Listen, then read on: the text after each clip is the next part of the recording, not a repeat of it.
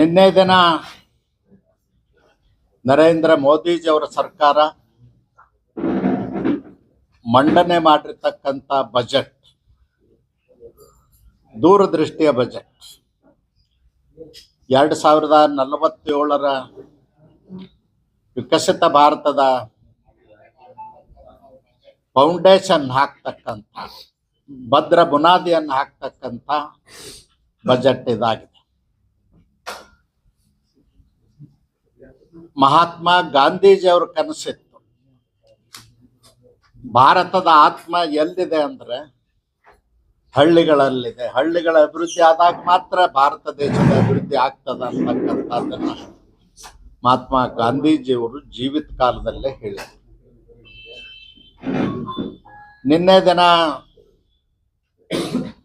53,50,00,000 ಕೋಟಿ ಬಜೆಟ್, ಬಹುಶಃ ಸ್ವತಂತ್ರ ಭಾರತದ ಇತಿಹಾಸದಲ್ಲಿ ಇಷ್ಟೊಂದು ದೊಡ್ಡ ಮೊತ್ತದ ಬಜೆಟ್ ಅನ್ನ ಮಂಡನೆ ಮಾಡಿರ್ತಕ್ಕಂಥದ್ದು ನರೇಂದ್ರ ಮೋದಿಜಿಯವರ ಸರ್ಕಾರ. ಶ್ರೇಯಸ್ಸಿಗೆ ನರೇಂದ್ರ ಮೋದಿಜಿಯವರು ಪಾತ್ರರಾಗಿದ್ದಾರೆ.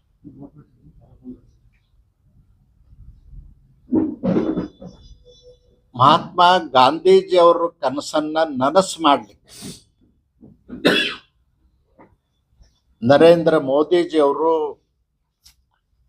ಉದ್ಯೋಗ ಸೃಷ್ಟಿ, ಗ್ರಾಮೀಣ ಪ್ರದೇಶದಲ್ಲಿರ್ತಕ್ಕಂಥ ಯುವಕರಿಗೆ ಉದ್ಯೋಗ ಸೃಷ್ಟಿ ಮಾಡತಕ್ಕಂಥದ್ದು ಮತ್ತು ಜಾಗತಿಕ ಸವಾಲುಗಳ ನಡುವೆಯೂ ಆರ್ಥಿಕತೆಗೆ ಪ್ರಮುಖ ಮಹತ್ವವನ್ನು ಕೊಟ್ಟಿರ್ತಕ್ಕಂಥದ್ದು, ಸಬ್ಕಾ ಸಾಥ್ ಸಬ್ಕಾ ವಿಕಾಸ್ ಅಂತಕ್ಕಂಥ ಧ್ಯೇಯ ವಾಕ್ಯಗಳೊಂದಿಗೆ ನಿನ್ನೆ ಬಜೆಟ್ ಅನ್ನು ಮಂಡಿಸಿದಾರಂತ ನಾನು ಹೇಳಲಿಕ್ಕೆ ಬಯಸ್ತೇನೆ. ಬಹಳ ಪ್ರಮುಖವಾದದ್ದು ಮಹಾತ್ಮ ಗಾಂಧೀಜಿಯವರು ಹೇಳಿದರು, ಗ್ರಾಮ ಸ್ವರಾಜ್ಯ ರಾಮರಾಜ್ಯದ ಕನಸನ್ನು ಕಂಡವರು. ಸ್ವಾತಂತ್ರ್ಯ ಬಂದ ನಂತರ ನಮ್ಮ ದೇಶ ಬ್ರಿಟಿಷರ ಕಪಿಮುಷ್ಟಿಯಿಂದ ಮುಕ್ತ ಆಗಬೇಕು, ಗ್ರಾಮ ಸ್ವರಾಜ್ಯ ಆಗಬೇಕು, ರಾಮರಾಜ್ಯದ ಕನಸು ನನಸಾಗಬೇಕು ಅಂತಕ್ಕಂಥದ್ದು. ಅದಕ್ಕೆ ಅವ್ರು ಏನು ಹೇಳಿದ್ರು ಅಂದ್ರೆ, ಗ್ರಾಮೀಣ ಪ್ರದೇಶದಲ್ಲಿರ್ತಕ್ಕಂಥ ನಮ್ಮ ಜನ ಕುಲದ ಕಸಬನ್ನೇ ನಂಬಿ ಬದುಕ್ತಕ್ಕಂಥವ್ರು, ಪಾರಂಪರಿಕವಾಗಿ ಕೈಗಾರಿಕೆಗಳನ್ನು ಮಾಡ್ಕೊಂಡು ಬಂದಂಥವ್ರು, ಗುಡಿ ಕೈಗಾರಿಕೆಗಳು. ಅದಕ್ಕೆ ಈ ಬಜೆಟ್ನಲ್ಲಿ ಹೆಚ್ಚಿನ ಉತ್ತೇಜನವನ್ನು ಕೊಡ್ತಕ್ಕಂಥ ಕೆಲಸ ನರೇಂದ್ರ ಮೋದಿಜಿಯವ್ರ ಸರ್ಕಾರ ಮಾಡಿದೆ. ಮತ್ತು ದೀರ್ಘಕಾಲೀನ ಭದ್ರತೆ ಮತ್ತು ಸ್ಥಿರತೆಯನ್ನು ಖಚಿತಪಡಿಸುವಂಥ ಬಜೆಟ್ ಇದಾಗಿದೆ. ಯಾಕೆ ಈ ಮಾತನ್ನು ಹೇಳ್ತೇನೆ ಅಂದ್ರೆ, ಭಾರತೀಯರಿಗೆ ಒಂದು ಸಂಸ್ಕೃತಿ ಇದೆ. ನಾವು ಗಳಿಸಿದ್ದನ್ನು ಹಿಂದೆ ಖರ್ಚು ಮಾಡಿ ನಾಳೆ ಬೆಳಿಗ್ಗೆ ಮತ್ತೆ ಖಾಲಿ ಇರುವುದಿಲ್ಲ. ಗಳಿಸಿದ್ರಲ್ಲಿ ಸ್ವಲ್ಪನ್ನ ಉಳಿಸುವಂಥ ಸಂಸ್ಕೃತಿ ಇರುವುದರಿಂದ ನಮ್ಮ ಆರ್ಥಿಕತೆಗೆ ಯಾವತ್ತೂ ಕೂಡ ಧಕ್ಕೆ ಆಗಿಲ್ಲ. ಪ್ರಪಂಚದ ಶ್ರೀಮಂತ ರಾಷ್ಟ್ರಗಳು ಆರ್ಥಿಕವಾಗಿ ದಿವಾಳಿ ಆದಾಗೂ ಕೂಡ ಭಾರತ ದೇಶದಲ್ಲಿ ಅದರ ಪರಿಣಾಮ ಆಗಿಲ್ಲ. ಅದಕ್ಕೆ ಕಾರಣ ನಮ್ಮ ಪೂರ್ವಜರ ಸಂಸ್ಕೃತಿ ಮತ್ತು ಪರಂಪರೆ ನಮಗೆ ಬಿಟ್ಟು ಹೋಗಿರ್ತಕ್ಕಂಥದ್ದು.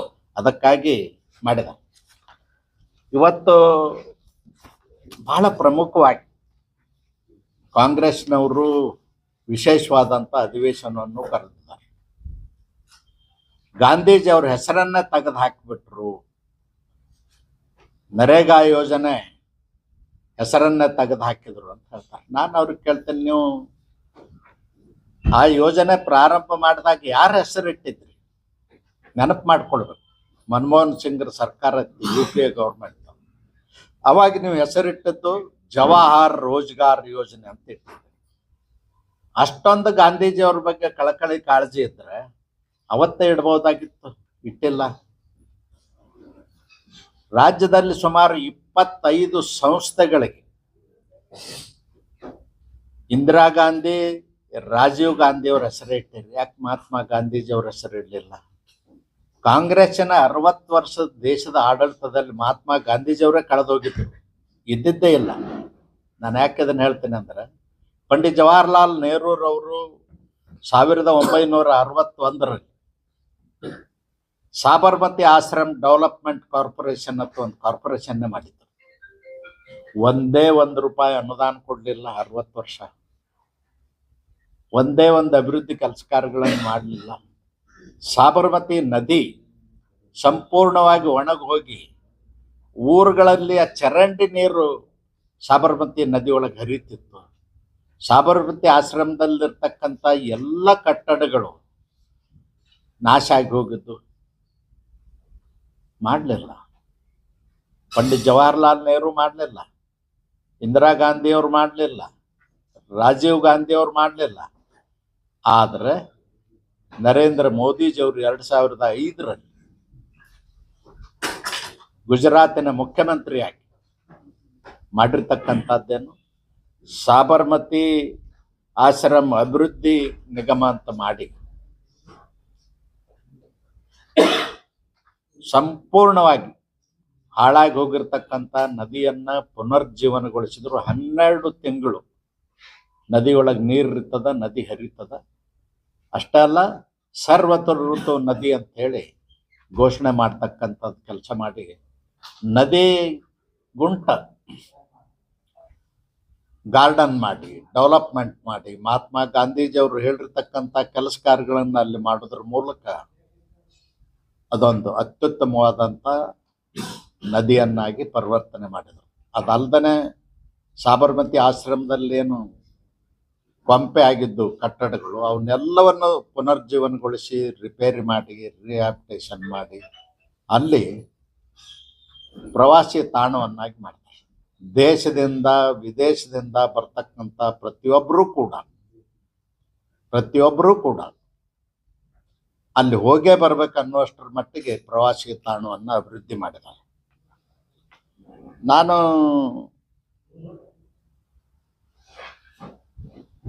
ರಾಜ್ಯದ ಮುಖ್ಯಮಂತ್ರಿಗಳಾದ ಸಿದ್ದರಾಮಯ್ಯನವ್ರು ಕೇಳಲಿಕ್ಕೆ ಬಯಸ್ತೇನೆ.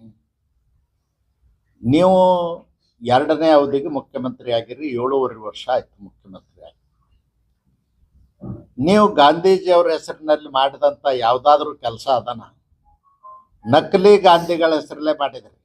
ಸೋನಿಯಾ ಗಾಂಧಿ, ರಾಹುಲ್ ಗಾಂಧಿ, ಇಂದಿರಾ ಗಾಂಧಿ, ಪ್ರಿಯಾಂಕಾ ಗಾಂಧಿ ಅಂತ ಹೇಳಿ ನೀವು ಯಾವುದನ್ನು ಮಾಡಲಿಲ್ಲ. ಜನರಿಗೆ ಮೋಸ ಮಾಡ್ತಕ್ಕಂಥ, ತಿರುಚಿ ಹೇಳ್ತಕ್ಕಂಥ ಹೇಳಿಕೆಗಳನ್ನ ಕೊಟ್ಟು ಮೋಸ ಮಾಡೋದೇ ಒಂದು ಉದ್ಯೋಗ ಮಾಡ್ಕೊಂಡ್ರಿ. ಅದು ಅಲ್ಲ. ಅದಕ್ಕೆ ಇವತ್ತೇನು ನರೇಗಾದೊಳಗೆ UPA ಗೌರ್ಮೆಂಟ್ನಲ್ಲೇ ಪ್ರಾರಂಭ ಆಯ್ತು. ಮನಮೋಹನ್ ಸಿಂಗ್ರ ಪ್ರಧಾನಮಂತ್ರಿ ಇದ್ದಾಗೆ ಪ್ರಾರಂಭ ಆಯ್ತು. 9 ವರ್ಷಗಳಲ್ಲಿ ಅವ್ರು ಖರ್ಚು ಮಾಡಿದ್ದು ಎಷ್ಟಂದ್ರೆ 1,62,000 ಕೋಟಿ. ನರೇಂದ್ರ ಮೋದಿಜಿ ಅವರು 11 ವರ್ಷದಲ್ಲಿ ಖರ್ಚು ಮಾಡಿದ್ದು 8,52,000 ಕೋಟಿ.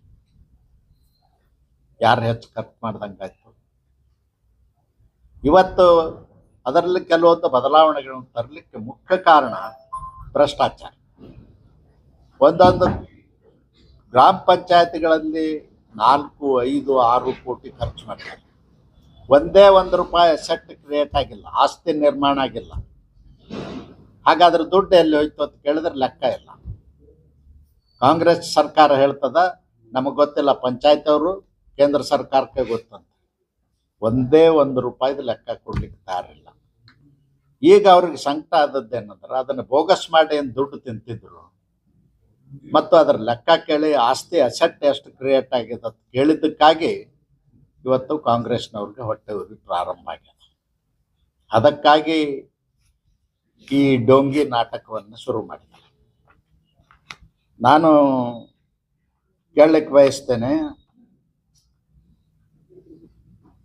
ಇದರಲ್ಲಿ ಏನು ತಪ್ಪಾಗಿದೆ ಅನ್ನೋದು ಹೇಳ್ಬೇಕು.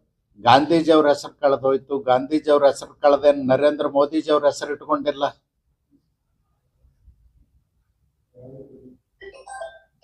ನಾವು ಹೇಳ್ಬೇಕಲ್ಲ, ವಿಕಸಿತ ಭಾರತ ಗ್ರಾಮೀಣ ಗ್ಯಾರಂಟಿ ಯೋಜನೆಗೆ ಆಜೀವಿಕಾ ಮಂಚತ್ತು ಮಾಡಿದ್ದಾರೆ.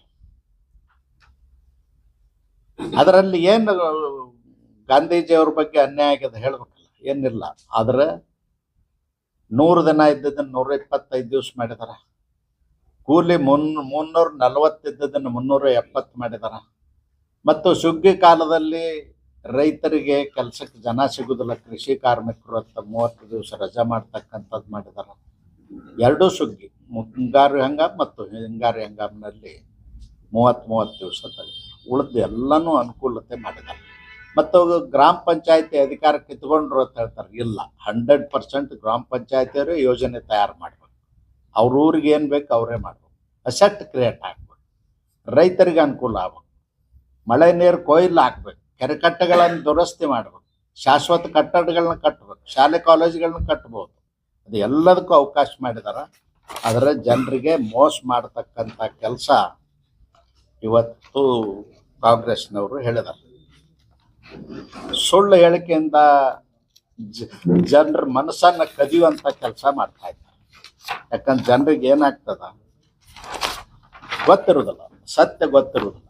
ಸತ್ಯವನ್ನ ನಾವು ಯಾವತ್ತೂ ಮರೆಮಾಚಿ ಹೇಳ್ತಕ್ಕಂಥ ಕೆಲಸ ಮಾಡಬಾರ್ದು ಅಂತೇಳಿ ನಾನು ಕಾಂಗ್ರೆಸ್ ನಾಯಕರಿಗೆ ಹೇಳಲಿಕ್ಕೆ ಬಯಸ್ತೇನೆ.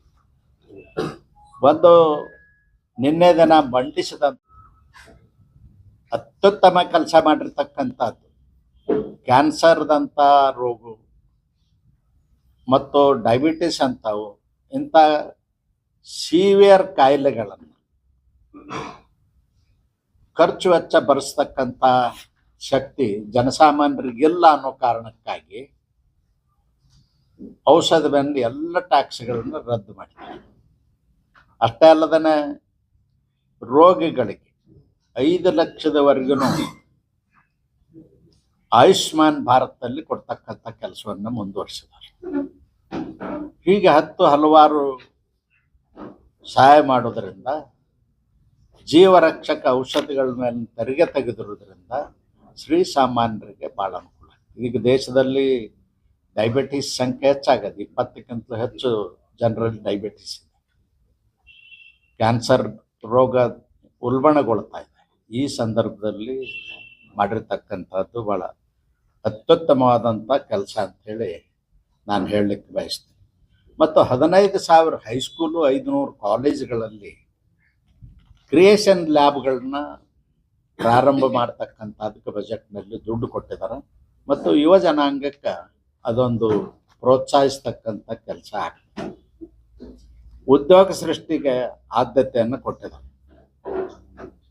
MSME ಕ್ಷೇತ್ರಕ್ಕೆ ಹೆಚ್ಚು ಬೆಂಬಲ, ವಿಶೇಷ ಬೆಂಬಲವನ್ನು ಘೋಷಣೆ ಮಾಡಿದ್ದಾರೆ.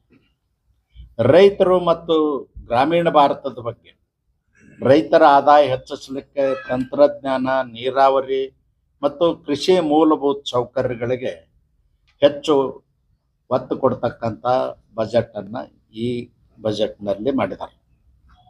ಅದು ಅಲ್ಲದೇ ಬಹಳ ಮಹತ್ವದ ಒಂದು ತೀರ್ಮಾನ ಸರ್ಕಾರದ್ದು, ಆರೋಗ್ಯ ಮತ್ತು ಶಿಕ್ಷಣಕ್ಕೆ ಆದ್ಯತೆ.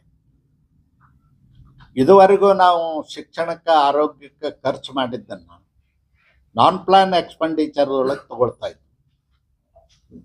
ಈಗ ಸರ್ಕಾರ ನಿರ್ಧಾರ ಮಾಡಿದ್ದು, ನರೇಂದ್ರ ಮೋದಿಜಿಯವ್ರ ಸರ್ಕಾರ ನಿರ್ಧಾರ ಮಾಡಿದ್ದು, ಶಿಕ್ಷಣಕ್ಕೆ ಮತ್ತು ಆರೋಗ್ಯಕ್ಕೆ ನಾವು ಹಾಕ್ತಕ್ಕಂಥ ಬಂಡವಾಳ ಅದು ಹೂಡಿಕೆ ಅಂಥೇಳಿ, ಇನ್ವೆಸ್ಟ್ಮೆಂಟ್ ಅಂಥೇಳಿ ಪರಿಗಣಿಸ್ಬೇಕು ಅಂತೇಳಿ ಮಾಡಿದ್ರು. ಭಾಳ ಅದ್ಭುತವಾದಂಥ ಕೆಲಸ. ನಮ್ಮ ಮಕ್ಕಳನ್ನ ವಿದ್ಯಾವಂತರನ್ನ ಮಾಡಿದ್ರೆ, ಅವ್ರನ್ನ ತಂತ್ರಜ್ಞಾನದಲ್ಲಿ ಮುಂದೆ ತಂದ್ರೆ, ಅವ್ರನ್ನ ಆರೋಗ್ಯವಂತರನ್ನಾಗಿ ಮಾಡಿದ್ರೆ ಇವತ್ತು ದೇಶಕ್ಕೆ ಆಸ್ತಿ ಆಗ್ತಾರೆ.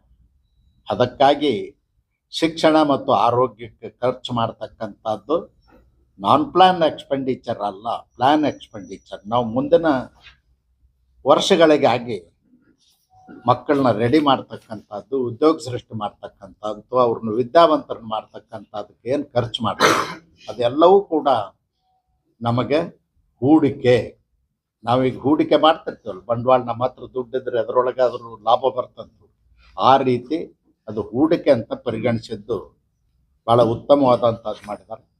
ಮತ್ತು ಇನ್ನೂ ಒಂದು ಭಾಳ ಪ್ರಮುಖವಾಗಿ, ಗ್ರಾಮೀಣ ಪ್ರದೇಶದ ಹೆಣ್ಣು ಮಕ್ಕಳು ನಗರಗಳಲ್ಲಿ ಬಂದು ಓದಲಿಕ್ಕೆ ವ್ಯವಸ್ಥೆ ಇರುವುದಿಲ್ಲ. ಅವ್ರಿಗೆ ಹಾಸ್ಟೆಲ್ ವ್ಯವಸ್ಥೆ ಇರುವುದಿಲ್ಲ, ಮನೆ ವ್ಯವಸ್ಥೆ ಇರುವುದಿಲ್ಲ, ರೂಮ್ ವ್ಯವಸ್ಥೆ ಇರುವುದಿಲ್ಲ.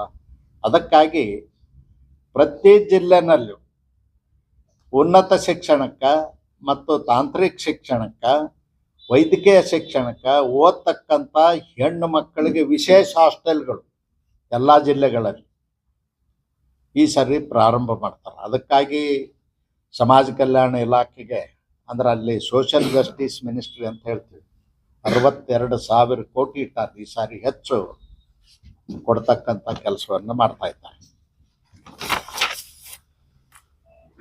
ಮತ್ತು ನಗರ ಪ್ರದೇಶದಲ್ಲಿ ಮೂಲಭೂತ ಸೌಕರ್ಯಕ್ಕಾಗಿ ಹೆಚ್ಚಿನ ಬಂಡವಾಳವನ್ನು ಹೂಡಿಕೆ ಮಾಡ್ತಕ್ಕಂಥದ್ದು ರಸ್ತೆ, ರೈಲು, ನಗರಾಭಿವೃದ್ಧಿ, ವಸತಿ ಯೋಜನೆ ಇವಕ್ಕೆ ಹೆಚ್ಚಿನ ಒಂದು ಅನುದಾನವನ್ನು ಕೊಡ್ತಕ್ಕಂಥ ಕೆಲಸ ನರೇಂದ್ರ ಮೋದಿಜಿಯವರು ಸರ್ಕಾರ ಮಾಡಿದೆ.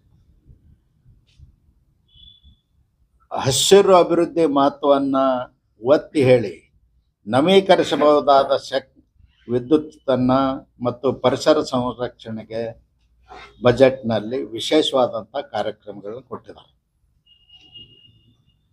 ಮತ್ತು 2026ರ ಬಜೆಟ್ ಭವಿಷ್ಯಮುಖಿ ಹೊಣೆಗಾರಿಕೆ ಮತ್ತು ವಿಶ್ವಾಸ ಮೂಡಿಸುವಂಥ ಬಜೆಟ್. ಭಾರತವನ್ನು 2047 ಇಡೀ ಪ್ರಪಂಚದಲ್ಲಿ ನಮ್ಮದು ಬಲಿಷ್ಠ ರಾಷ್ಟ್ರ ಆಗಬೇಕು, ಸರ್ವಾಂಗೀಣ ಅಭಿವೃದ್ಧಿ ಹೊಂದಿದ ರಾಷ್ಟ್ರ ಆಗಬೇಕು ಅನ್ನೋ ದೃಷ್ಟಿಯಿಂದ ನರೇಂದ್ರ ಮೋದಿಜಿಯವರು ಈ ಬಜೆಟನ್ನು ಮಾಡಿಸಿದ್ದಾರೆ. ನರೇಂದ್ರ ಮೋದಿಯವರ 10 ವರ್ಷದ ಆಡಳಿತದಲ್ಲಿ 25 ಕೋಟಿ ಜನ ಬಡತನ ರೇಖೆಗಿಂತ ಮೇಲೆ ಬಂದ್ದಾರೆ. ಇದು ನಾವ್ಯಾರ ಹೇಳುವ ವರದಿ ಅಲ್ಲ, ವರ್ಲ್ಡ್ ಬ್ಯಾಂಕಿನವರು ಸರ್ವೆ ಮಾಡಿ ಕೊಟ್ಟಿರ್ತಕ್ಕಂಥ ವರದಿ. ವರ್ಲ್ಡ್ ಬ್ಯಾಂಕ್ನವ್ರದ್ದು ಸರ್ವೆ ಬರೀ ಭಾರತ ದೇಶಕ್ಕಲ್ಲ, ಇಡೀ ಪ್ರಪಂಚದ 100 ದೇಶಗಳ ಬಗ್ಗೆ ಸರ್ವೆ ಮಾಡಿ ವರದಿಯನ್ನು ಕೊಡ್ತಿರ್ತಾರೆ. ಇವತ್ತು ಅದ್ಭುತವಾದಂಥ ಕೆಲಸ ಮಾಡಿದ್ದಾರೆ.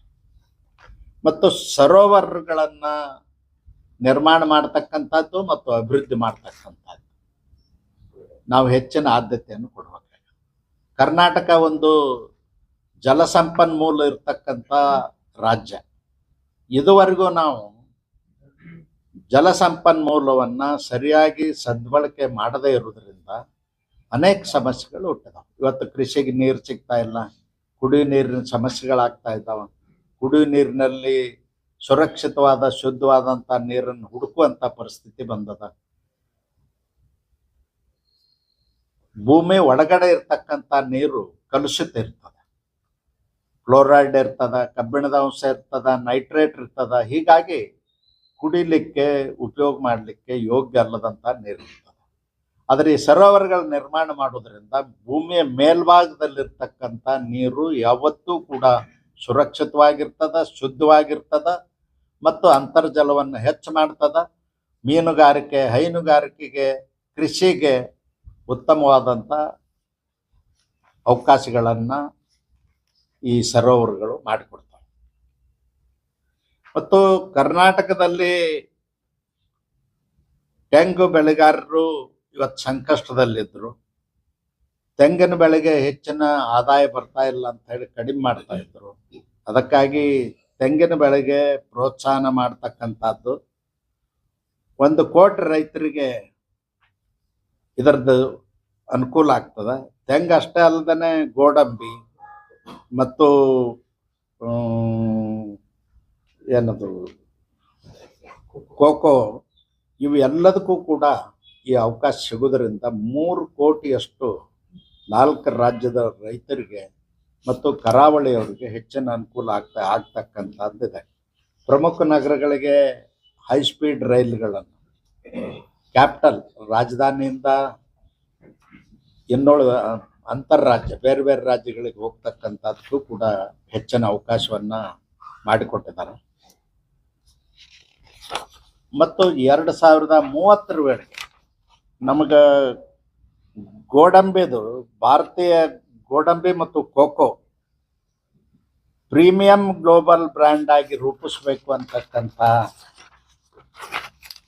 ವಿಚಾರವನ್ನು ಮಾಡಿ ಪ್ರೋತ್ಸಾಹ ಕೊಡ್ತಕ್ಕಂಥ ಕೆಲಸ ಮಾಡಿದ್ದಾರೆ.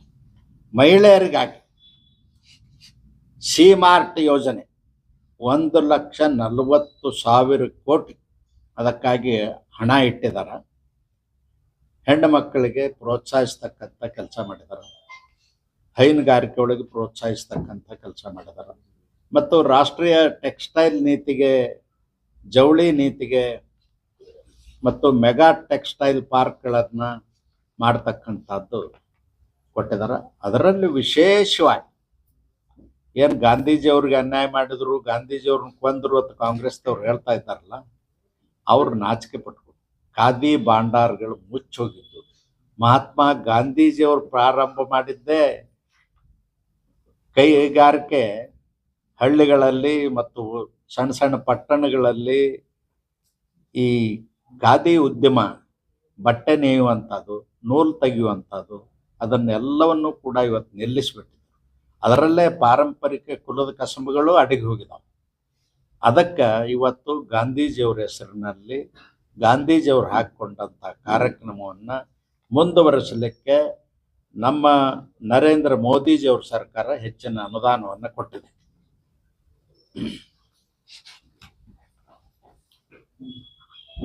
ಉಪಯೋಗ ಮಾಡತಕ್ಕಂಥ ರಾಸಾಯನಿಕ ಗೊಬ್ಬರಗಳ ಬಗ್ಗೆ,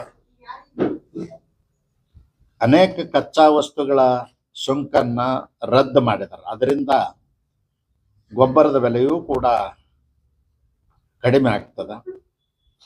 ಒಟ್ಟಾರೆ ವಿಕಸಿತ ಭಾರತಕ್ಕೆ ಭದ್ರ ಬುನಾದಿ ಹಾಕ್ತಕ್ಕಂಥ ಬಜೆಟ್ ಅನ್ನ ನರೇಂದ್ರ ಮೋದಿಜಿಯವರು ಮಾಡಿದ್ದಾರೆ. ಅದಕ್ಕೆ ಮತ್ತು ಅಷ್ಟೇ ಅಲ್ಲದೆ ಬಯೋಫಾರ್ಮಾ ಶಕ್ತಿಯನ್ನು ಹೆಚ್ಚಿಸಲಿಕ್ಕೆ ಬಯೋಫಾರ್ಮಾ ಹಬ್ ಆಗಿ ಅಭಿವೃದ್ಧಿಪಡಿಸುವ ಉದ್ದೇಶದಿಂದ 10,000 ಕೋಟಿ ವಿಶೇಷ ಯೋಜನೆಯನ್ನು ಜಾರಿಗೆ ತರತಕ್ಕಂಥ ಕೆಲಸ ಮಾಡ್ಯಾರ. ಅದಕ್ಕಾಗಿ ನಾನು ನರೇಂದ್ರ ಮೋದಿಜಿಯವರಿಗೆ ಅಭಿನಂದನೆಗಳನ್ನು ಸಲ್ಲಿಸ್ತೇನೆ. ನಿನ್ನೆ ನಿರ್ಮಲಾ ಸೀತಾರಾಮನ್ ಅವರು ಮಾಡಿರ್ತಕ್ಕಂಥ ಉತ್ತಮ ಬಜೆಟ್ ಅಂತ ಹೇಳಲಿಕ್ಕೆ ಬಯಸ್ತೀನಿ.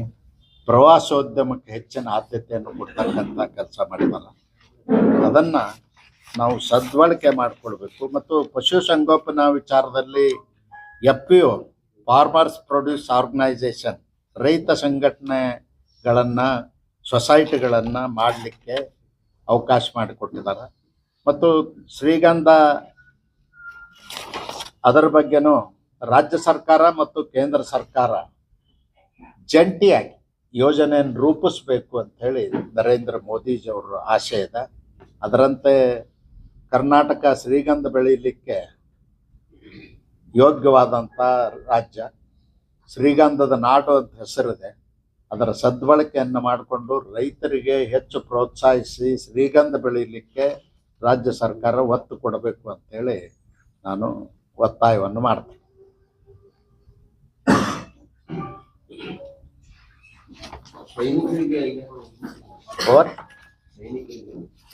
ಹಂಗ ಇಂಡಿವಿಜುವಲ್ ಇರುವುದಿಲ್ಲ. ಸರ್ಕಾರದ ಬಜೆಟ್ ಏನಂದ್ರೆ ಆ ಇಲಾಖೆಗೆ ದುಡ್ಡು ಕೊಟ್ಬಿಡ್ತಾರೆ. ಏನು ಮಾಡ್ತೀವಿ ಅನ್ನೋದು ಆ ಇಲಾಖೆಯವರು ಆ್ಯಕ್ಷನ್ ಪ್ಲ್ಯಾನ್ ಮಾಡ್ಕೋಬೇಕು. ಈಗ ಉದಾಹರಣೆಗೆ ಈಗ 8 ಲಕ್ಷ ಕೋಟಿ ಇದಕ್ಕೆ ಕೊಟ್ಟಿದ್ದಾರೆ, ಯಾವುದಿಗೆ? ಡಿಫೆನ್ಸಿಗೆ. ರೈಲ್ವೆಗೆ ಸುಮಾರು 2 ಲಕ್ಷ ಕೋಟಿಗಿಂತಲೂ ಹೆಚ್ಚು ಕೊಟ್ಟಿದ್ದಾರೆ. ಮತ್ತು ನಮ್ಮ ಹೈವೇಗಳ ಡೆವಲಪ್ಮೆಂಟ್ಗೆ 5 ಲಕ್ಷ ಕೋಟಿ. ಅಂದ್ರೆ ಬಜೆಟ್ ಅಲೋಕೇಶನ್ ಇರ್ತದೆ ಅಷ್ಟೇ ಇಲಾಖೆವಾರು. ಆ ಇಲಾಖೆಯವರು ತಮಗೆ ಬೇಕಾಗ್ತಕ್ಕಂಥ ಯೋಜನೆ, ಇವತ್ತಿನ ಅವಶ್ಯಕತೆಗೆ ಬೇಕಾಗ್ತಕ್ಕಂಥ ಯೋಜನೆಗಳನ್ನು, ಆ್ಯಕ್ಷನ್ ಪ್ಲ್ಯಾನನ್ನು ಮಾಡುವಂಥ ಜವಾಬ್ದಾರಿ ಆಯಾ ಇಲಾಖೆಗಳಿಗೆ ಇರ್ತದೆ. ಅದು ಮುಂದೆ ಈಗೇನು 1 ತಿಂಗಳು ಬಜೆಟ್ ನಡೀತದೆ, ಅಷ್ಟರೊಳಗಾಗಿ ಅದನ್ನು ಯೋಜನೆಗಳನ್ನು, ಆ್ಯಕ್ಷನ್ ಪ್ಲ್ಯಾನನ್ನು ಇಲಾಖೆವಾರು ಮಾಡಿ ಎಲ್ಲ ಸಂಸದರಿಗೂ ಕೊಡುವಂಥ ಕೆಲಸ ಮಾಡ್ತಾರೆ. ಅದರ ಮೇಲೆ ಚರ್ಚೆ ನಡೀತದೆ. ಬಿಜಾಪುರಕ್ಕೆ ಒಂದೇ ಪ್ರಯತ್ನ ಮಾಡೋಣ. ಯಾಕಂದ್ರೆ ನನಗೆ ಡೀಟೇಲ್ಸ್ ಅದ್ರ ಬಗ್ಗೆ ನಾನು ತಗೊಂಡಿಲ್ಲ. ಈಗಾಗಲೇ ಇಲ್ಲಿ ಸಂಸತ್ ಸದಸ್ಯರು ಮತ್ತು ಇನ್ನುಳಿದವರು ಪ್ರಯತ್ನ ಮಾಡಿರ್ತಾರೆ. ಅದರ ಬಗ್ಗೆ ಮಾಹಿತಿ ತಗೊಳ್ತೇನೆ. ನಾನು ಫಾಲೋ ಯಾವುದು ಬೆಳಗಾವಿ ಅಧಿವೇಶನದಲ್ಲಿ ದ್ವೇಷ ಭಾಷಣ ಪಾಸ್ ಆಗಿತ್ತು. ಈಗ ರಾಜ್ಯಪಾಲರು 29 ಕಾರಣಗಳನ್ನ ನಿರಾಕರಣೆ ಮಾಡಿದ್ದಾರೆ ಸರ್. ನಿರಾಕರಣೆ ಮಾಡಿದ ಕಾರಣದಿಂದ ಆ ಮಸೂದೆಯನ್ನ ರಾಷ್ಟ್ರಪತಿಗಳಿಗೆ ಒಂದು ರವಾನೆ ಮಾಡಿ ಏನ್ ಹೇಳ್ತೀವಿ? ಒಂದು ಸರ್ಕಾರ,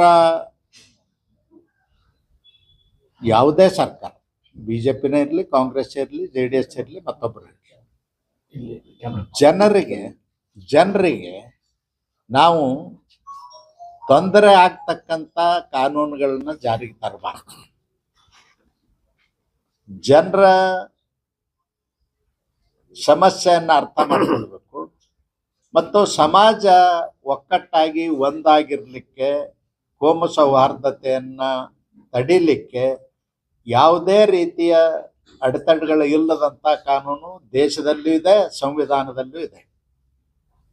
ಅದನ್ನು ಉಪಯೋಗ ಮಾಡ್ಕೊಳ್ಳೋದು ಬಿಟ್ಟು ದಿನಾ ಒಂದೊಂದು ನಮಗೆ ಏನು ಬೇಕಾಗ್ಯದ ಅದನ್ನು ತಂದು ಯಾರೋ ಒಬ್ಬರನ್ನ ಟಾರ್ಗೆಟ್ ಮಾಡಿ, ಯಾವುದೋ ಒಂದು ಸಂಘಟನೆಯನ್ನು ಟಾರ್ಗೆಟ್ ಮಾಡಿ ಕಾನೂನುಗಳ ರಚನೆ ಮಾಡ್ತಕ್ಕಂಥದ್ದು ಸಾಧು ಅಲ್ಲ ಮತ್ತು ಸರ್ಕಾರಕ್ಕೆ ಶೋಭೆ ತರುವಂಥದ್ದು ಅಲ್ಲ. ಸರ್ಕಾರ ಅಂತಕ್ಕಂಥದ್ದು ಕುರ್ಚಿ ಮೇಲೆ ಸಿದ್ದರಾಮಯ್ಯನವರು ಕೂತಿರ್ಬೋದು, ನಾಳೆ DK ಶಿವಕುಮಾರ್ ಕುಂದಿರ್ಬೋದು, ನಾಡದ ನಾವು ಕೂಡ್ಬೋದು. ಆದರೆ ನಿರಂತರವಾಗಿರ್ತದ. ಸರ್ಕಾರ ಅಂತಕ್ಕಂಥದ್ದು ಸಮಾಜದ ಸ್ವಾಸ್ಥ್ಯವನ್ನು ಹಾಳು ಮಾಡ್ತಕ್ಕಂಥದ್ದು ಇರಬಾರ್ದು. ಸರ್, सबका साथ सबका विकास ಅಂತೀರಿ ಸರ್. ಅವು ಮೈನಾರಿಟಿ ಸೈಡ್ ಲೈನ್ ಆಗಿ ಈ ಬಜೆಟ್ ದಾಗ sir 4000 crore 3400 crore rupees minorities department ಕೊಟ್ರಿ. ಆದ್ರೆ Karnataka state the last budget ದಾಗ 4000 crore ಮೈನಾರಿಟೀಸ್ ಇರ್ತಾರೆ ಸರ್. 20 crore ರೂಪಾಯಿ ಕರೋಡ್ ಪಾಪ್ಯುಲೇಷನ್ ಗೆ ಬರೀ 3400 ಬಜೆಟ್. ಬರೀ ಕರ್ನಾಟಕದಾಗ ಬರೀ 1 crore ಇಲ್ಲ, 4000 crore ರೂಪಾಯಿ ಬಜೆಟ್ ಇಟ್ಟಿದ್ದೀವಿ. ನಾನು ಈ ಬಜೆಟ್ ಜಾತಿವಾರ ಅಥವಾ ಧರ್ಮವಾರ ಹಂಚಿಕೆ ಇರೋದಿಲ್ಲ.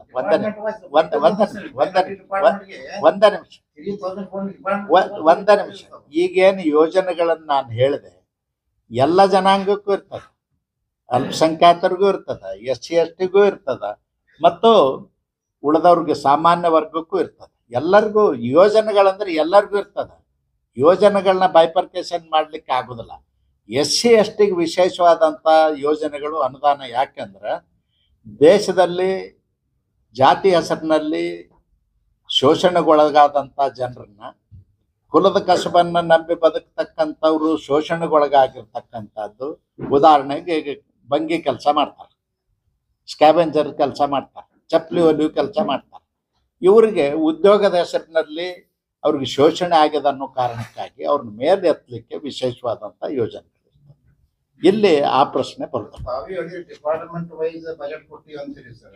ಬಜೆಟ್ ಡಿಪಾರ್ಟ್ಮೆಂಟ್ ವೈಸ್ ಅಂದ್ರೆ ಒಂದೇ ನಿಮಿಷ. ಬಜೆಟ್ ಡಿಪಾರ್ಟ್ಮೆಂಟ್ ವೈಸ್ ಅಂದ್ರೆ ಕೇಂದ್ರ ಸರ್ಕಾರ ನೇರವಾಗಿ ಯಾವುದೇ ಯೋಜನೆಗಳನ್ನ ಜಾರಿಗೆ ತರುವುದಿಲ್ಲ. ಇದು federal system of government. Federal system of ಗೌರ್ಮೆಂಟ್ನಲ್ಲಿ ಇಲ್ಲಿ ಯೋಜನೆಗಳನ್ನ ಜಾರಿಗೆ ತರ್ತಕ್ಕಂಥದ್ದು, ಅನುಷ್ಠಾನ ಮಾಡ್ತಕ್ಕಂಥದ್ದು ರಾಜ್ಯ ಸರ್ಕಾರದ ಹೊಣೆ ಇರ್ತದೆ. ಅವ್ರಿಗೆ ಗ್ರಾಂಟ್ ಕೊಡ್ತಾರ, ಅವ್ರು ಕೊಟ್ಟ ಗ್ರಾಂಟ್ನಲ್ಲಿ ಅವರು ಅಲೋಕೇಶನ್ ಮಾಡ್ತಾರೆ. ಕೇಂದ್ರ ಸರ್ಕಾರ ನೇರವಾಗಿ ಎಕ್ಸಿಕ್ಯೂಷನ್ ಮಾಡ್ತಕ್ಕಂಥದ್ದು, ಕಾರ್ಯಗತ ಮಾಡ್ತಕ್ಕಂಥದ್ದು ಒಂದು ರೈಲ್ವೆ, ಒಂದು national highway authority of India, defence, ಇದರಲ್ಲಿ ಮಾತ್ರ ಇರ್ತದೆ. ಉಳಿದ ಕಡೆ ಎಲ್ಲ ರಾಜ್ಯ ಸರ್ಕಾರದ ಜವಾಬ್ದಾರಿ. ರಾಜ್ಯ ಸರ್ಕಾರಕ್ಕೆ ಅನುದಾನ ಕೊಡ್ತಾರೆ. ಈಗ SC STಗೆ ಈಗ ನಮ್ಮ ಮಕ್ಕಳಿಗೆ ಸ್ಕಾಲರ್ ಕೊಡ್ತಾರೆ, SC ST ಮಕ್ಕಳಿಗೆ. ಆ ಸ್ಕಾಲರು ರಿಯಂಬರ್ಸ್ಮೆಂಟ್ ಕೇಂದ್ರ ಸರ್ಕಾರ ಮಾಡ್ತದೆ. ಇವ್ರು ಮಾಡಿ ಅದನ್ನು ತಗೊಳ್ತಾರೆ. ಈಗ ತೆರಿಗೆ ಪಾಲು ರಾಜ್ಯಕ್ಕೆ ಈ ವರ್ಷ ಅನ್ಯಾಯ ಆಗಿದೆ. 16ನೇ ಹಣಕಾಸು ಆಯೋಗದ ಏನ್ ಹಂಚಿಕೆ ಆಗಿದೆ ಅದು ಕಡಿಮೆ ಆಗಿದೆ ಅಂತ ಹೇಳಿ ಸಿದ್ದರಾಮಯ್ಯನವರು ಆಕ್ಷೇಪ ವ್ಯಕ್ತಪಡಿಸಿದ್ದಾರೆ. ಹಳೇದು ಏನ್ 15ನೇ ಹಣಕಾಸಲ್ಲಿ ಏನಿತ್ತು ಅದೇ ಪ್ರಮಾಣದಲ್ಲಿ ಇಟ್ಟಿದ್ದಾರೆ, ಜಾಸ್ತಿ ಮಾಡಿಲ್ಲ. ಎಲ್ಲ 16ನೇ ಹಣಕಾಸಿನ ಎಲ್ಲ ರೆಕಮೆಂಡೇಶನ್ಸ್ ಇದೇ ತಲುಪ. ನನ್ನ ಸ್ಪೀಚ್ ಒಂದು ಕಾಪಿ ಇದು ಇರ್ತದೆ ನೋಡ್ಬಾ ಕೊಟ್ಟು. 16ನೇ ಹಣಕಾಸಿನ ಎಲ್ಲ ರೆಕಮೆಂಡೇಶನ್ಗಳನ್ನು ಕೇಂದ್ರ ಸರ್ಕಾರ ಯಥಾವತ್ತಾಗಿ ಒಪ್ಪಿಕೊಂಡಿದೆ ಮತ್ತು ಆ 16ನೇ ಹಣಕಾಸಿನ ಆಯೋಗದ ಶಿಫಾರಸ್ಸುಗಳ ಪಟ್ಟಿಯನ್ನು, ಲಿಸ್ಟನ್ನು ನಿನ್ನೆ ಬಜೆಟ್ ಸ್ಪೀಚ್ ಜೊತೆಯಲ್ಲಿ ಪ್ರತಿಯೊಬ್ಬ ಸದಸ್ಯರಿಗೂ ಕೂಡ ಕೊಟ್ಟಿದ್ದಾರೆ, ನನಗೂ ಕೊಟ್ಟಿದ್ದಾರೆ. ನಿಮ್ಗೆ ತೋರಿಸ್ತೀನಿ. ಅದಕ್ಕೆ ಕೇಂದ್ರ ಸರ್ಕಾರ ಯಾವುದೇ ತಪ್ಪುಗಳನ್ನು ಮಾಡಿಲ್ಲ. ಕೇಂದ್ರ ಸರ್ಕಾರ, ನರೇಂದ್ರ ಮೋದಿಜಿಯವ್ರ ಸರ್ಕಾರ ಇಂಥದನ್ನು ಮಾಡುವಾಗಂತೂ ಭಾಳ ವಿಶೇಷವಾದಂಥ ಕಾಳಜಿಯನ್ನು ವಹಿಸಿ ಹೆಜ್ಜೆ ಇಡ್ತಕ್ಕಂಥ ಕೆಲಸ ಮಾಡ್ತಾರೆ. ಅಲ್ಲಿ ಆ ಥರ ಇರೋದಿಲ್ಲ. ಇವರು ಏನಾಗಿದೆ, ಸುಮ್ಮನೆ ಒಂದು ಬಾಯಟ್ ಮಾಡಿಬಿಟ್ಟಾರೆ ಸಿದ್ದರಾಮಯ್ಯನವರು. ಚಂಬು ಕೊಟ್ಟರು ಅಂತ. ಅರೇ, ಒಬ್ಬ ಮುಖ್ಯಮಂತ್ರಿ, ರಾಜ್ಯದ ಹಣಕಾಸು ಮಂತ್ರಿ, ನೀವು ಬಜೆಟನ್ನು ವಿಶ್ಲೇಷಣೆ ಮಾಡಬೇಕು. ಪ್ರತಿಯೊಂದು ಇಲಾಖೆವಾರು ಏನಿತ್ತು, ಏನಾಗಿದೆ, ಏನಾಗಬೇಕಾಗಿದೆ, 3 ವಿಚಾರಗಳ ಮೇಲೆ ಬಜೆಟ್ ವಿಶ್ಲೇಷಣೆ ಆಗ್ಬೇಕು. ಬರೀ ಚಂಬು ಕೊಟ್ರ ಅಂತೇಳಿ ರಸ್ತದ ಮೇಲೆ ತಿರುಗಾಡುವಂಥ ಮನುಷ್ಯ ಹೇಳಿದ್ರೆ ಏನಾಗಿದೆ? ಇದು 16ನೇ ಹಣಕಾಸಿನ ಸಂಪೂರ್ಣ ವರದಿ ಇದು. ಇದನ್ನ ಕೇಂದ್ರ ಸರ್ಕಾರ ಒಪ್ಪಿದೆ. ಬೇಕಾದ್ರೆ ನಿಮಗೊಂದು ಕಾಪಿ ಕೊಡ್ತೀನಿ. ಕರ್ನಾಟಕದ ಬೇಡಿಕೆಗೂ ಅಷ್ಟು ಒಪ್ಪಿದೆ. ಕರ್ನಾಟಕದ ಬೇಡಿಕೆ ಅಂತ ಇರುವುದಿಲ್ಲ. ಕೇಂದ್ರ ಸರ್ಕಾರ ಸಮಗ್ರ 30 ರಾಜ್ಯಗಳ ದೃಷ್ಟಿಕೋನ ಇಟ್ಟುಕೊಂಡು ಮಾಡಿರ್ತಾರೆ. ಇದರಲ್ಲಿ ವಿಶೇಷವಾಗಿ ಈಗ ನಮ್ಮ ಗುಡ್ಡಗಾಡ ರಾಜ್ಯಗಳ ಆ ಗುಡ್ಡಗಾಡು ರಾಜ್ಯಗಳಿಗೂ ಮತ್ತು ಅಭಿವೃದ್ಧಿ ಹೊಂದದಂಥ ಮಹಾರಾಷ್ಟ್ರ ಕರ್ನಾಟಕಕ್ಕೂ ಇರ್ತಕ್ಕಂಥ ವ್ಯತ್ಯಾಸಗಳೇನಂದ್ರೆ ಮ್ಯಾಚಿಂಗ್ ಗ್ರಾಂಟ್ ಅಂತ ಕೊಡ್ತೀವಿ. ಈಗ ಒಂದು 100 ರೂಪಾಯಿದು ನಾವು ಏನಾರ ಕೆಲಸ ತೊಗೊಂಡಿವಿ ಅಂದ್ರೆ ಮ್ಯಾಚಿಂಗ್ ಗ್ರಾಂಟು ಕರ್ನಾಟಕದವ್ರಾದ್ರೆ 40% ಕೊಡಬೇಕು, 20% ಕೊಡಬೇಕು ಅಂತ ಹೇಳ್ತೀವಿ. ಅವ್ರಿಗೆ ಆದ್ರೆ 90% ಕೇಂದ್ರ ಸರ್ಕಾರ ಕೊಡ್ತದೆ, ಮ್ಯಾಚಿಂಗ್ ಗ್ರಾಂಟ್ ಕೇವಲ 10%. ಆದ್ರೆ ಇವ್ರು ಹೇಳೋದೇನು, 1 ರೂಪಾಯಿ ಕೊಟ್ಟರೆ ನಾವು ಬರೀ 14 ಪೈಸೆ ಅಷ್ಟೇ ನಮ್ಗೆ ವಾಪಸ್ ಬರ್ತಾ ಇದೆ. ಸುಮ್ಮನೆ ಏನೋ ಗುಬ್ಬಿಕಾಗಿ ಲೆಕ್ಕ ಹೇಳಿದ್ರೆ ಆಗೋದಿಲ್ಲ. ಅವ್ರಿಗೆ ಅವಕಾಶಗಳು GST ಮೀಟಿಂಗ್, GST ಕೌನ್ಸಿಲ್ಗೆ ಹೋಗ್ಬೇಕು. ಮುಖ್ಯಮಂತ್ರಿಗಳು, ಹಣಕಾಸು ಮಂತ್ರಿಗಳು ಅವರೇ ಇದ್ದಾರೆ. ಸುಮ್ಮನೆ ಯಾರನ್ನೋ ಒಬ್ರು ವಾಲಿಕಾರನ ಕಳಿಸಿದ್ರೆ ಆಯ್ತೇನು? ಅಲ್ಲ, ಅವರು ಅಲ್ಲಿ ಹೇಳ್ಬೇಕು ಹೋಗಿ. ಆಯೋಗದ ಅಧ್ಯಕ್ಷ ಪ್ರಣಾಳಿ ಅವ್ರನ್ನು ಭೇಟಿ ಮಾಡಿದ್ದೀವಿ. ಅಧ್ಯೋಗನ ನಾನು ಹೇಳೋದು, ಆಯೋಗದ ಅಧ್ಯಕ್ಷರನ್ನ ವೈಯಕ್ತಿಕ ಭೇಟಿ ಆಗೀನಿ, ಪ್ರಧಾನ ಮಂತ್ರಿಗಳನ್ನ ಭೇಟಿ ಮಾಡೀನಿ ಅಂದ್ರೆ ಅಲ್ಲ. ಕೌನ್ಸಿಲ್ ಮೀಟಿಂಗ್ ಇರ್ತದೆ. ಕೌನ್ಸಿಲ್ ಮೀಟಿಂಗಲ್ಲಿ ಹೋಗಿ ಕೂತು ಹೇಳ್ಬೇಕು, ಏನು ಅನ್ಯಾಯ ಆಗಿದೆ, ನಾವು ಏನು ಕೊಟ್ಟಿದ್ದೀವಿ, ನೀವು ನಮಗೆ ಏನು ಕೊಟ್ಟಿದ್ರು ಅನ್ನೋದು ಲೆಕ್ಕ ಹೇಳ್ಬೇಕಲ್ಲ. ಅಲ್ಲಿ ಮೀಟಿಂಗ್ದಾಗ ಪ್ರೊಸೀಡಿಂಗ್ಸ್ ಆಗ್ಬೇಕು. ತೋರ್ಸತ್ತೆ ಪ್ರೊಸೀಡಿಂಗ್ಸ್ ಮಾಡಿಸಿದ್ರೆ. ಸಿದ್ದರಾಮಯ್ಯನವ್ರು ಮೀಟಿಂಗ್ ಅಟೆಂಡ್ ಮಾಡಿ ಮುಖ್ಯಮಂತ್ರಿ ಆಗಿ, ಹಣಕಾಸು ಮಂತ್ರಿ ಆಗಿ ಒಂದೇ ಒಂದು GST ಮೀಟಿಂಗ್ ಹೋಗಿಲ್ಲ ಅವ್ರು. ನಿಮ್ಗೆ ಗೊತ್ತಿರಲಿ. ಹೋಗಿದ್ರೆ ತೋರ್ಸತ್ತೆ ಪ್ರೊಸೀಡಿಂಗ್ಸ್ ನಾವು. ಇಲ್ಲ ನಾ ತಂದು ಕೊಡ್ತೀನಿ ಪ್ರೊಸೀಡಿಂಗ್ಸ್. ಇವರು 7 ವರ್ಷ ಏನು 7.5 ವರ್ಷ ಮುಖ್ಯಮಂತ್ರಿ ಆಗಿದಾರ. ಈ ಅವಧಿ ಒಳಗೆ ನಡೆದಂಥ ಮೀಟಿಂಗ್ಗಳ ಪ್ರೊಸೀಡಿಂಗ್ಸ್ ತರ್ತೀನಿ, ನಾ ತಂದು ಕೊಡ್ತೀನಿ. ಸರ್, ಒಟ್ಟಾರೆ ಈ ಇದರಲ್ಲಿ ಅಂದ್ರೆ ರಾಜಕೀಯ ಹೊರತಾಗಿ ಕಾಂಗ್ರೆಸ್ ಬಿಜೆಪಿ ಹೊರತಾಗಿ ದಕ್ಷಿಣ ರಾಜ್ಯಗಳಿಗೆ ಪಾಲ್ ಕಡಿಮೆನೆ ಯಾವಾಗ್ಲೂ, ಇಲ್ಲಿ ಸಂಗ್ರಹ ಆಗೋದು ಜಾಸ್ತಿ ಟ್ಯಾಕ್ಸ್. ನೋಡಿ ಹಾ, ಇಲ್ಲ ನಾನು ನಿಮಗೆ ಹೇಳ್ಬಿಡ್ತೇನೆ. ಅದಕ್ಕೆ ನಿಮಗೊಂದು ಉದಾಹರಣೆ ಹೇಳಿದೆ. ಗುಡ್ಡಗಾಡ ರಾಜ್ಯಗಳಿದ್ದಾವ, ಅವಕ್ಕೆ ನಾವು ಮ್ಯಾಚಿಂಗ್ ಗ್ರಾಂಟ್ ಅದು ಕಡಿಮೆ ಕೇಳಿ ಗೌರ್ಮೆಂಟ್ ಅನುದಾನ ಹೆಚ್ಚಿಂದು ಕೊಡ್ತದ ಅಂತೇಳಿ ನಾನು ನಿಮಗೆ ಹೇಳುವಂಥದ್ದು ಒಂದು ನಿಮಗೆ ಅರ್ಥ ಆಗುವಂಥ ರೀತಿ ಒಳಗೆ ಹೇಳ್ತೀನಿ. ಈಗ ಬೆಂಗಳೂರು ಇದೆ, ಕರ್ನಾಟಕದ ರಾಜಧಾನಿ ಬೆಂಗಳೂರು. ಕರ್ನಾಟಕದ ರಾಜಧಾನಿ ಬೆಂಗಳೂರು. ಬೆಂಗಳೂರು ಸ್ವಾತಂತ್ರ್ಯ ಪೂರ್ವದಲ್ಲಿಯೂ ಅಭಿವೃದ್ಧಿ ಆಗಿದೆ, ಸ್ವಾತಂತ್ರ್ಯದ ನಂತರನೂ ಅಭಿವೃದ್ಧಿ ಆಗಿದೆ. ಹಾಗಂತ ಹೈದರಾಬಾದ್, ಕರ್ನಾಟಕ, ಗುಲ್ಬರ್ಗಾ, ಬೀದರ್, ರಾಯಚೂರಿಗೆ ಹೋಲಿಕೆ ಮಾಡ್ಲಿಕ್ಕೆ ಆಗ್ತದನ? ಅಲ್ಲಿ ವಿಶೇಷವಾದಂಥ ಅದು ಕೊಡ್ಬೇಕಾಗ್ತದ. ಯಾಕೆ? ಈಗ ನಾವು ಆರ್ಟಿಕಲ್ 371 ಜೇದ ಕೆಳಗಡೆ ತಂದು ಕಲ್ಯಾಣ ಕರ್ನಾಟಕಕ್ಕೆ ಹೆಚ್ಚಿನ ಅನುದಾನ ಕೊಡ್ತಾ ಇದ್ದೀವಿ. 5,000 ಕೋಟಿ ಕೊಡ್ತಾ ಇದ್ದೀವಿ ಹೆಚ್ಚಿಗೆ. ಅದೇ ಬೆಳಗಾವಿಗೆ ಕೊಡ್ತಾ ಇಲ್ಲ, ಅದೇ ಧಾರವಾಡಕ್ಕೆ ಕೊಡ್ತಾ ಇಲ್ಲ. ಯಾಕಂದ್ರೆ ಧಾರವಾಡ, ಬೆಳಗಾಂ, ಬಿಜಾಪುರದ ಸರಿ ಸಮಾನವಾಗಿ ಗುಲ್ಬರ್ಗ ಬೆಳಿಬೇಕು ಅಂತ. ಅದಕ್ಕಾಗಿ ಹೆಚ್ಚಿನ ಒತ್ತನ್ನು ಕೊಡ್ತೀವಿ. ಆ ರೀತಿ ಉತ್ತರ ಪ್ರದೇಶದ ಕೆಲವು ರಾಜ್ಯಗಳು ಮತ್ತು ಹಿಲ್ ಸ್ಟೇಷನ್ನಲ್ಲಿರ್ತಕ್ಕಂಥ ಕೆಲವು ರಾಜ್ಯಗಳಿಗೆ ಆದಾಯನೇ ಇಲ್ಲ. ಅವ್ರಿಗೆ ಆದಾಯನೇ ಇಲ್ಲ. ನೀವು ಅವ್ರನ್ನ ನಮ್ಮ ಜೋಡಿ ಬೆಂಗಳೂರಿನವ್ರನ್ನ ಕಂಪೇರ್ ಮಾಡ್ಕೊಳಕ್ ಆಗ್ತದ? ಈಗ ಬೆಂಗಳೂರಿನವ್ರನ್ನ ಬಿಜಾಪುರದವ್ರನ್ನ ಕಂಪೇರ್ ಮಾಡ್ಕೊಳಕ್ ಆಗ್ತದ? ಅವ್ರದ್ದೇ ಆದಂಥ ಒಂದು ಸಪ್ರೇಟ್ ಬಜೆಟ್ ಇದೆ. ಅಭಿವೃದ್ಧಿ ಹೊಂದಿದ್ರಿಂದ ಅಲ್ಲಿ ಟ್ಯಾಕ್ಸ್ ಸಂಗ್ರಹ ಆಗ್ತದೆ. ಅಭಿವೃದ್ಧಿ ಹೊಂದಿದ್ರಿಂದ ಮೂಲಭೂತ ಸೌಕರ್ಯಗಳದಾವ. ಅಭಿವೃದ್ಧಿ ಹೊಂದದೇ ಇರೋದ್ರಿಂದ ನಮಗಿಲ್ಲ. ಬಿಜೆಪಿ ನೋಡಿ, ಬಿಜೆಪಿ ಆಡಳಿತ ಮತ್ತು ಕಾಂಗ್ರೆಸ್ ಆಡಳಿತ ಅನ್ನೋ ಪ್ರಶ್ನೆ ಬರ್ತದೆ. ನಾನು ನಿಮಗೆ ಅಂಕಿ ಸಂಖ್ಯೆ ಕೊಡ್ತೀನಿ. ಸರ್, ಇದು ವರ್ಲ್ಡ್ ಹೆರಿಟೇಜ್ ಬಿಜಾಪುರ್ಗೆ ಬಹಳ ಬೇಡಿಕೆ ಅದ. ಸೆಂಟ್ರಲ್ ಗವರ್ಮೆಂಟ್ ಏನು ಮಾಡುತ್ತಾರಲ್ಲ. ವರ್ಲ್ಡ್ ಹೆರಿಟೇಜ್ಗೆ ಕೆಲವೊಂದು ಕಂಡೀಷನ್ಸ್, ಆ ಕಂಡೀಷನ್ಸು ಫುಲ್ಫಿಲ್ ಮಾಡಿಕೊಡ್ತಕ್ಕಂಥದ್ದು ರಾಜ್ಯ ಸರ್ಕಾರದ ಜವಾಬ್ದಾರಿ ಆಗ್ಬೇಕು. ನಿಮಗೆ ಗೊತ್ತಿದೆ. ಈಗ ಉದಾಹರಣೆಗೆ ನಮ್ಮ ಗೋಳಗುಮಟ್ ಇದೆ. ಗೋಳಗುಮಟ್ ಸುತ್ತ ಏನಿರ್ಬೇಕಂತದ ನಿಮಗೆ ಗೊತ್ತದ. ಅದನ್ನು ನಾನು ಹೇಳೋದಿಲ್ಲ. ಯಾಕಂದ್ರೆ ಪಾಪ ಬಡವರು ಬಗ್ಗರು ನಮ್ಮಂಥವ್ರು ಅಲ್ಲಿ ಮನೆ ಮಠ ಮಾಡಿಕೊಂಡು ಉದ್ಯೋಗ ಮಾಡಿಕೊಂಡು ಅದಾರ, ಅವ್ರಿಗೆ ತೊಂದರೆ ಆಗಬಾರ್ದು. ಅದಕ್ಕಾಗಿ ನಾನು ಅದನ್ನು ಡೀಟೇಲ್ಸಿಗೆ ಹೋಗುದಿಲ್ಲ.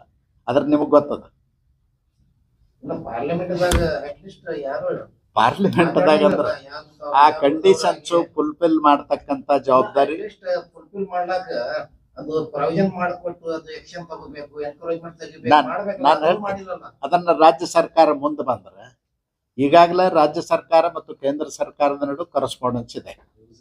ಅದನ್ನ ತಗೊಂಡು ಮುಂದೆ ಬಂದ್ರಂದ್ರೆ ಆ ಕಂಡೀಷನ್ಸ್ಗೆ ಏನೇನ್ ಬೇಕು ಪ್ರಪೋಸಲ್ ಸಬ್ಮಿಟ್ ಮಾಡಿದ್ರೆ ಖಂಡಿತವಾಗಿಯೂ ನಾವು ಬೆನ್ನತ್ತಿ ಮಾಡ್ತೀವಿ. ತಾವು ಮಾತಾಡ್ತೀರಿ ಸರ್ ಈ ಬಜೆಟ್ದಾಗ, ನಮ್ಮ MP ಸಾಹೇಬ್ರು ಮಾತಾಡಿಲ್ಲ, ನಾವು ಅಟ್ಲೀಸ್ಟ್ ತಾವು ಮಾತಾಡ್ತೀನಿ ಈ ಬಜೆಟ್ ಇದ್ರ ಬಗ್ಗೆ. ಎಲ್ಲ ನಾ ಮಾತಾಡ್ತೀನಿ ಅದು ಇನ್ನೂ ಟೈಮ್ ಕೊಟ್ಟಿಲ್ಲ. ರಾಜ್ಯಸಭಾದಾಗ ಸುಧಾಮೂರ್ತಿ ಅವರು ಒಂದ್ಸರಿ ಮಾತಾಡಿದ್ದಾರೆ ಸರ್, ಏರ್ಪೋರ್ಟ್ ಬಗ್ಗೆ ಮಾತಾಡಿದ್ರು. ಇದು ಒಳ್ಳೆ ಹೆರಿಟೇಜ್ ಬಗ್ಗೆನೂ ಮಾತಾಡಿದ್ರು, ಸರ್ವೈಕಲ್ ಕ್ಯಾನ್ಸರ್ ಬಗ್ಗೆ ಮಾತಾಡಿದ್ರು. ಅದು ವಿಷಯ ಒಳ್ಳೆ ವಿಷಯ.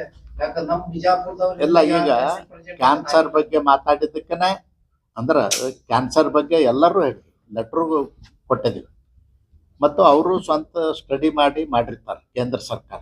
ಇವತ್ತು ಕ್ಯಾನ್ಸರ್ದ ಔಷಧ ಎಲ್ಲ ಟ್ಯಾಕ್ಸ್ ಫ್ರೀ ಮಾಡಿಬಿಟ್ರು, ಮಧುಮೇಹ ಅಂದ್ರೆ ಡಯಾಬಿಟಿಸ್ ಇದೆಲ್ಲ ಫ್ರೀ ಮಾಡಿಬಿಟ್ರು. ಇಂಥ ಜೀವನ ರಕ್ಷಣೆ ಮಾಡ್ತಕ್ಕಂಥದ್ದು ಮೆಡಿಸನ್ಸಿಗಾಗ್ಲಿ ಇಕ್ವಿಪ್ಮೆಂಟ್ಸಿಗಾಗ್ಲಿ ಎಲ್ಲದಕ್ಕೂ ಕಡಿಮೆ ಮಾಡ್ತಕ್ಕಂಥ. ಈಗ NREGL ಇದ್ದಿದ್ದೇನು ನೀವು ಬದಲಾವಣೆ ಮಾಡಿದ್ರಿ, ಅದನ್ನ ಸಮರ್ಥನೆ ಮಾಡಿದ್ರಿ. ಗಾಂಧಿ ಹೆಸರು ತೆಗ್ದಿದ್ಯಾ? ಗಾಂಧಿ ಹೆಸರನ್ನು ತೆಗ್ದಿದ್ಯಾ? ತೆಗೆದದ್ದೇನೂ ಇಲ್ಲ ಅದ್ರಲ್ಲಿ. ನೋಡಿ,